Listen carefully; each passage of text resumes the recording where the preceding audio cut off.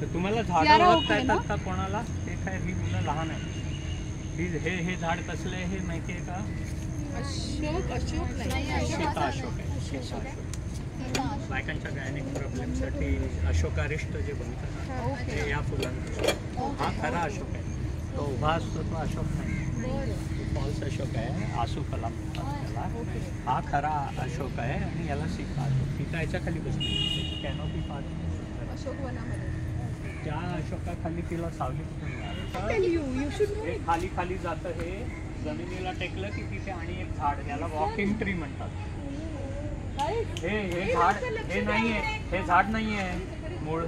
हे पहिलं त्याचं ते रूट तिथून आलंय, ते टेकलं आणि त्याचं झाड बनलं. हे सगळी जी आहे ते झाली की अशी होणार. मूळ झाड एक असतं.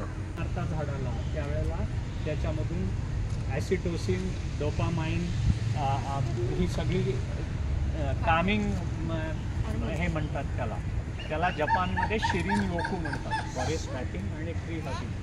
म्हणजे तुम्ही जेव्हा झाडाला मिठी मारा आणि काय नाही खरी मारायची असते ती चप्पल बूट काढून. तुमचं अर्थिंग आपण घरामध्ये फ्रीज घेतला की त्याला अर्थिंग देतात ना, तसं स्वतःचं अर्थिंग लोकांनी काढून घेतलं. घरात सुद्धा चपला वापरतात.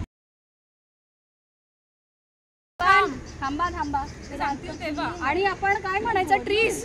हां trees. Okay okay. 1 2 3 three trees.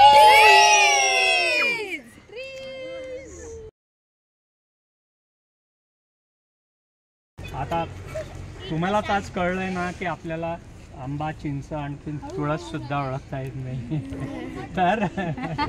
तर म्हणून म्हटलं की आता थोडंसं सिलेबसमध्ये जे शिकवलेलं असतं ते शिका, अभ्यास करा. पण खरं ज्ञान जे आहे ना ते सिलेबसच्या बाहेर आहे. जगामधून शिकायला मिळतं ते बाहेर. तर बाहेर जेवढे डोळे उघडे ठेवून राहाल जेवढं शिकायचा प्रयत्न करा. आजकाल सगळे मोबाईल ॲडिक्ट आहे. तर मोबाईलवरती सगळी माहिती मिळते.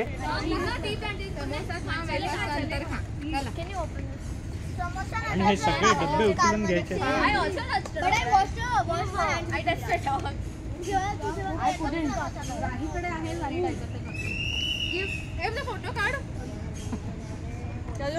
चला